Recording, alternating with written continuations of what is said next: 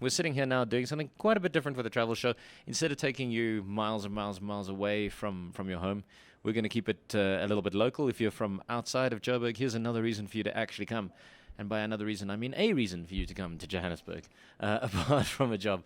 So if you are, however, in Joburg, this is the kind of thing that might open your eyes about your own city. We're chatting to Brett McDougall, who's from the Joburg Heritage Foundation. Welcome to Studio, Brett.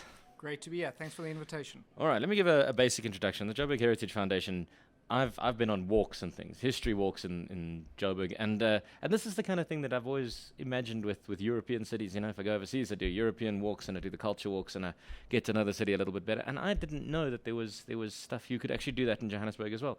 Tell me about the organization. Well, we've been around for almost 30 years. In fact, next year we celebrate our 30th anniversary. And in fact, we've been doing walks since 1982. So we have been around for a while. Yeah. But I think residents of Parktown and Westcliff, the inner city suburbs, are probably more familiar with it than the rest of Johannesburg.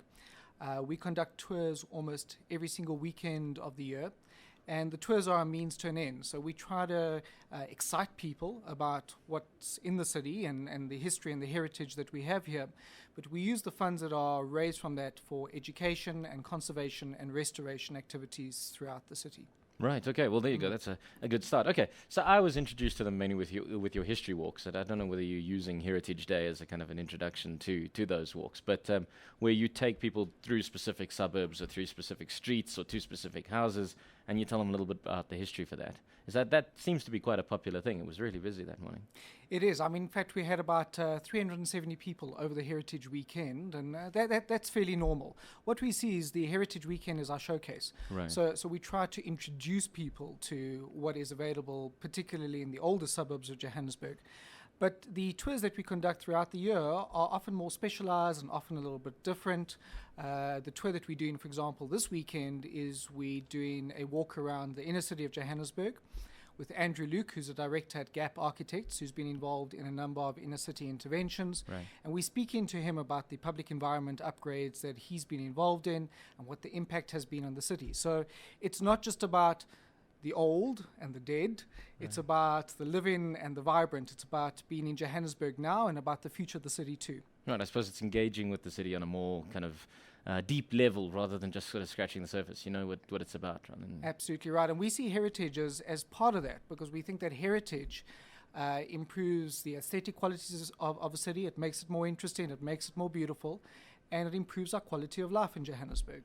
Right, okay. So now there was a lot of talk about the development of the inner city and how they were going to destroy city blocks and they were going to bring up other things, and then there was fighting about the Art Deco buildings that were going to get knocked down. And in the end, I think everybody kind of saw Newtown and Maboneng. And does it extend a lot beyond that? What will this walk take us to? So this is really very much on the western edge of the city. So it is Newtown, it's Chinatown, it's the old Magistrates Court where you find Nelson Mandela's law offices, Chancellor House.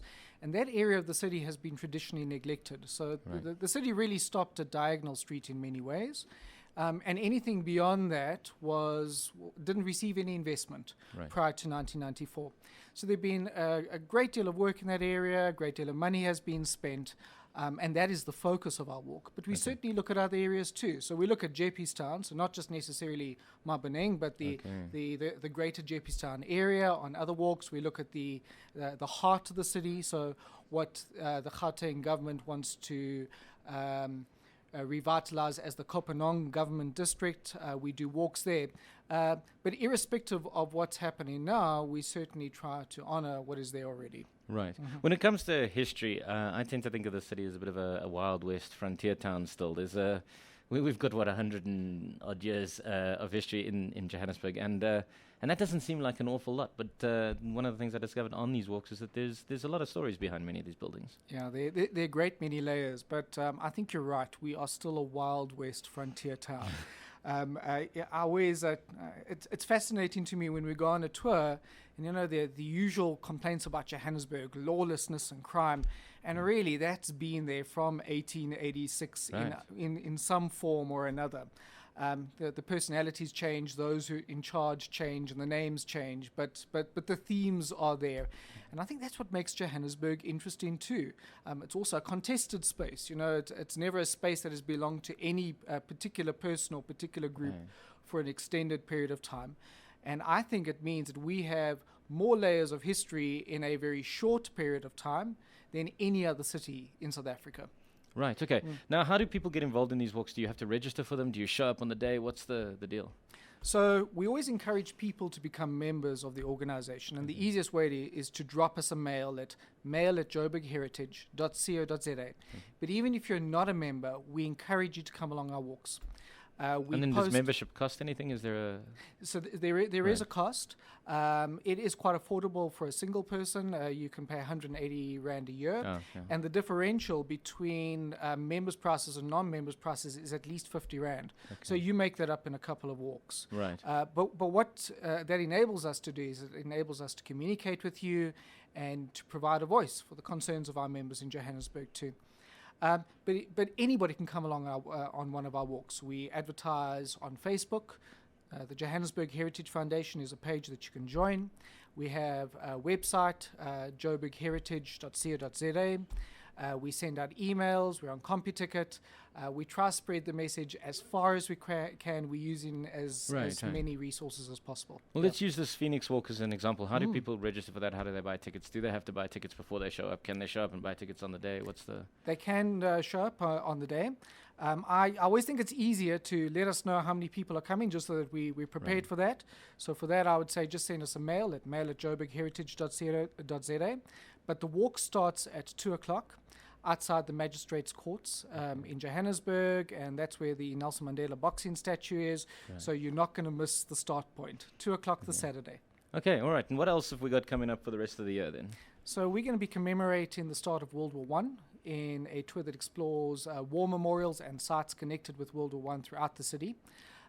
We got a members-only tour of the Brenthurst Gardens, the magnificent Oppenheimer estate, 45 acres in the heart of Johannesburg. Sure. We've got a tour of Main Street and the mining houses towards the end of the year. And the first quarter program for next year is in the process of finalization, and there's a great deal of interesting tours on there. So what I'd recommend is keep close to what we're doing. Facebook is a great way to find us. And obviously if they register for the email and newsletters and things. Absolutely. And I'm sure you'll find something that is interesting to you. Okay, and you, Brett, are you available on Twitter? If people have good questions, can they ask you some things? Are you... Not on Twitter, unfortunately. Okay. I'm on Facebook. Okay. And send me an email. So that's Brett McDougall. There you are. That's a fairly common name, though. Look for the South African one. Yes, absolutely. Lots of Brett McDougalls out there. there. It's the same as me. Don't worry. There's loads of Warrens. But thank you very much for coming into the studio, Brett. It's been an absolute pleasure. It's been a pleasure. Thank you. All right, good. So that is Johannesburg. If you want to learn a little bit more about this crazy Wild West country sort of city, then you've got to go and join the Joburg Heritage Foundation. Look for them on Facebook and not on Twitter, sadly. But yeah, they're easy to find. What? Just one last thing. What's that email address again there, Brett? Sorry. mail@joburgheritage.co.za. That's MAIL, yeah? Yeah.